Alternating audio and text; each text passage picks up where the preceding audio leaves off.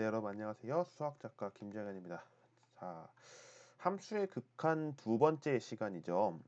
오늘 제목을 제가 극한값을 계산하는 방법에 대해서 설명을 좀 드려보려고 하는데 그 전에 제가 지오지브라를 좀 켰습니다. 왜냐하면 이제 제가 예제를 좀 들면서 설명을 좀 하고 싶은 게 있다 보니까 그 내용을 좀 설명을 해보고 싶은데 이제 판서는 또 판서대로 해야 되는 게 있다 보니 그러면 지금 이 상태에서 그걸 해볼까요? 마이크로소프트 화이트보드를 좀 이용해 볼게요. 여기에서 자 복사 붙여넣기를 좀 하면서 하는 게 좀 좋을 것 같아서 혹시 지금 파란색이 좀 보이고 있다면 죄송합니다. 굉장히 좀 눈뽕이 심했을 텐데 죄송하고요. 갑자기 지금 든 생각이라서 촬영하다가 하는 영상을 제가 좀 남기고 있다 보니 양해를 좀 부탁드리겠습니다. 아, 사실은 제가 조만간 유튜브 라이브를 좀 진행해 보려고 해서 제가 좀 연습을 하고 있는 단계라서 예, 좀 여러 좀 얘기를 좀 하고 싶고요. 자, 그러면 본격적으로 시작을 또 해보도록 하겠습니다. 사실 많은 분들께서 유튜브도 그렇고 제가 지금 유튜브에만 5개인가요? 6개 영상을 좀 올린 걸로 기억을 하는 8개 올렸구나. 8개 올렸는데 그래도 조회수가 괜찮아요. 나쁘지 않게 또 올라가고 있어서 또 많은 관심 주신 덕분에 감사하다는 생각이 좀 들고요.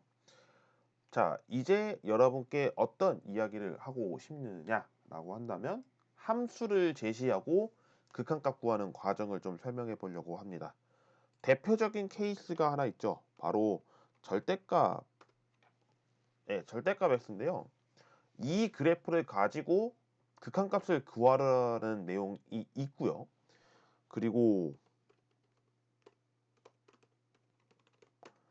무리함수를 가지고서 극한값을 구하라는 내용도 있고요. 로그 10의 x 뭐 이렇게 해가지고 로그 함수를 구하라는 내용도 존재하고요. 마지막으로 제가 어떤 거를 좀 쓰는지 좀 잘 봐주세요. 괄호를 쳤어야 되는데 괄호를 좀 안 쳤네요. x-2 이거는 제가 어떤 걸 한 거냐면 나중에 제가 좀 언급을 하겠지만 이거 플러스로 바꿀게요. 플러스로 바꿀게요. 유리함수는 아니지만 그냥 우리가 봤을 때 이 그래프는 당연히 이 그래프 아닌가요? 라고 할 테지만 정확하게는 이게 근사값으로 표현된다면 어떻게 되겠느냐라고 하는 것을 좀 보여주고 있는 거라서요. 예, 이 부분을 좀 정리를 해봤습니다. 제가 지금 앞서서 정리를 한 이 4개의 그래프 4개의 그래프는 공통점이 있습니다. 뭐냐면 함수는 함수인데요. 극한값도 그러면 정확하게 그쪽으로 가겠느냐라고 하는 것을 물어보는 대목 중에 하나라고 좀 봐주시면 좋을 것 같거든요. 그래서 이 부분을 어떻게 언급을 하는 게 좋을까 그 내용을 좀 같이 의논하면서 정리를 해보는 시간을 가져보면 좋을 것 같고요. 그 내용을 제가 다음에 두 문제를 가지고 좀 언급을 해볼까 합니다. 여기에다가 한번 옮겨보고 정리를 해보죠. 자, 우선 루트 x 근데 x가 9로 간다고 했습니다. 이 경우는 어떤 경우일까요? 그러면 좌표를 좀 그려봐야겠죠. 좌표를 그리기에 앞서서 우리는 이제 여기서 좀 선이라든지 이런 부분이 좀 중요하잖아요. 그러면 지오지브라 클래식을 전 사용하는데 여기에서 저는 x축, y축을 이제 1대1로 잡고 선 스타일을 저는 이 아래 세 번째 그림으로 보면서 이탈릭, 명조, 굵게를 쓰거든요. 이 레이블 스타일은 여기 축 번호에 있는 내용을 의미합니다. 그리고 뭐 눈금 간격은 뭐 안정해도 될 것 같고요. 그리고 나서 좀 선 스타일을 어떻게 하는지를 좀 궁금해하시는 분들이 계시는데 이거 굵게 하면요. 여기도 굵게 돼서 여기는 회색이나 아니면 좀 다른 색깔로 쓰고 싶다. 그러면 뭐 이렇게 해도 상관은 없겠지만 거의 한 회색 세 번째 정도 이 정도 쓰는 것 같아요. 그리고 이제 글자 크기 지금이 16포인트인데 이거를 한 24포인트로 키우면 좀 다 이제 다 키워집니다. 이런 숫자들도 그렇고 여기에 있는 것도 그렇고 이 경우를 좀 보여드리고 싶었고요. 저는 이거를 가지고 어떤 거를 해야 되냐면 이 그래프를 좀 가지고 와야 됩니다. 그래서 이것만 캡처를 해서 그 마이크로소프트 화이트보드를 이용을 좀 해볼게요. 자, 지금의 그래프입니다. 이러면 되게 편하죠. 이제 여기서 어떻게 하는 거냐면 자, x가 9로 간다고 했으니까 그러면 여기서 9는 네, 여기 있죠. 여기에 있는 상황에서 위로 올려요. 그러면 여기에 맞지 않겠습니까? 여기. 그러면 이 값이 지금 얼마라고 갔냐면 3이라고 간 거죠.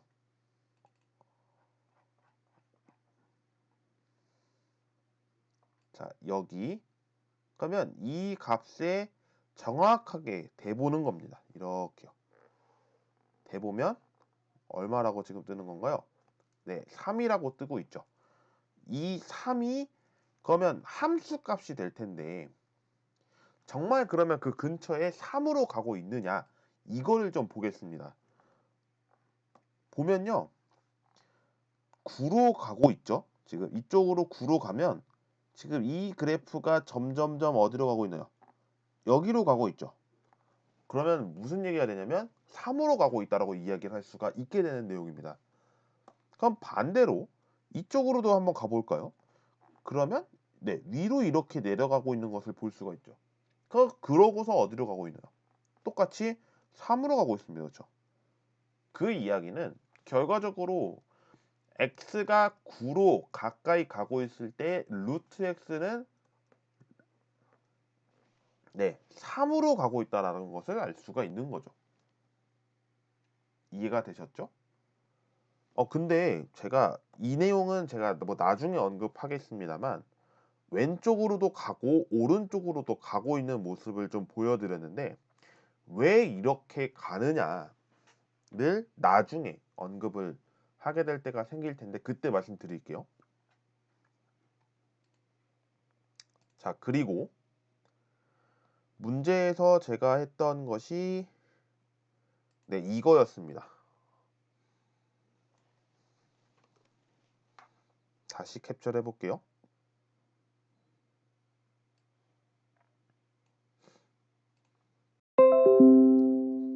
이래서 지오지브라가 참 편한 것 같아요. 그렇죠? 네, 다시 한번 복사를 좀 해볼게요. 이 복사가 잘 안 된 것 같아서 복사를 하고 네, 다시 붙여넣기를 해보겠습니다. 그러면 좀 넓혀보면 네, 이 경우죠. 지금 네, 2번인데요.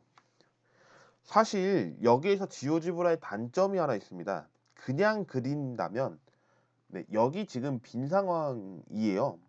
어디냐면 x가 마이너스 2였을 때니까 여기가 빈 곳입니다. 사실은 빈 곳인데 지금 그냥 선으로 이어졌죠. 사실은 아니라는 거 말씀을 좀 드리고 싶습니다.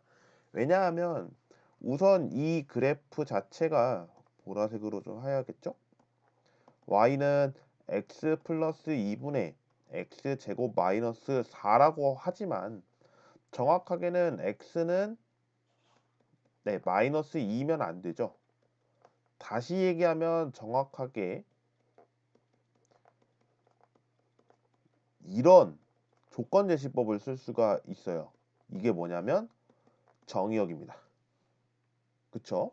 정의역이니까 실수 중에서 마이너스 2 뺀 거라고 이야기를 할 수가 있게 되는 대목이 되는 거죠. 실수의 기호는 참고로 이렇게 쓰는데 여기에서 집합을 배우셨다면 차집합을 배웠을 거니까 이렇게 쓸 거라는 거죠. 됐죠? 그러면 지금과 같은 상황 속에서 이 경우는 이렇게 표현이 되는구나. 그러면 여기 당연히 제거가 받죠. 음, 그러면 그 제거가 이쪽으로 가까이 가고 있는지를 보겠습니다. 우선 마이너스 2였으니까 여기 있고요. 이 경우가 정확하게 어디를 가리키고 있나요? 지금 보시면 여기에 가리키고 있습니다. 그러면 마이너스 4가 되죠. 그러면 정확하게도 이렇게 가고 있느냐를 보는 거예요. 오른쪽에서 접근해 보겠습니다. 그러면 이 오른쪽 접근은 내려가고 있고요. 하얀색으로 해볼게요. 오른쪽으로 가고 있다면 이렇게 가고 있습니다. 그러면 어쨌든 똑같이 어디로 가고 있냐? 마이너스 4로 가고 있다는 거죠. 그러니까 결국에 이 값은 우리가 마이너스 4다라고 표현할 수가 있게 되는 대목이 됩니다. 여기까지 이해가 되셨죠? 아이고, 사진이 같이 있으니까 또 그렇네요. 그러니까 여기서 이야기를 하고 싶은 거는 뭐냐면 그래프가 주어졌을 때 다음과 같이 접근하는 방법은 어떻게 해야 되는지를 좀 보여주고 있었습니다. 근데 제가 지오지브라를 활용해서 하는 이유는 이 함수의 그래프를 가지고서 먼저 이해를 할 줄 알아야 하고 그 다음에 극한값을 그냥 함으로써 이렇게 계산하면 굉장히 빠른 테크닉을 가지고서 계산할 수 있겠구나 라는 것을 좀 보여주는 대목이 되기 때문에 다음과 같은 계산을 좀 진행을 해 봤습니다. 나중에 제가 이거 함수의 극한 계산할 때 어떻게 계산하면 좀 빠른지를 말씀드릴 거고요. 그때 설명을 좀 드리면서 언급을 해보도록 하겠습니다. 자, 그러면 오늘 영상은 여기까지 촬영을 하고요. 다음 시간에 촬영할 내용도 말씀을 좀 드릴게요. 제가 지금은 마이너스 9, 그냥 9였죠. 죄송합니다. 9, 그리고 마이너스 2를 가지고 설명을 했는데 이게 만약에 무한대랑 마이너스 무한대가 된다면 어떤 경우를 갖겠느냐 이 경우를 설명드리겠습니다. 그러면 이 경우는 정말 무한대면 무한대로 가겠느냐 아니면 마이너스 무한대면 마이너스 무한대로 가겠느냐 아니면 어떠한 값으로 가까이 가겠느냐 이 경우를 한번 파악해 보도록 하겠고요. 오늘 영상 여기까지 촬영하겠습니다. 시청해주신 모든 분들 감사드리고요. 다음 시간에 뵙겠습니다. 고맙습니다.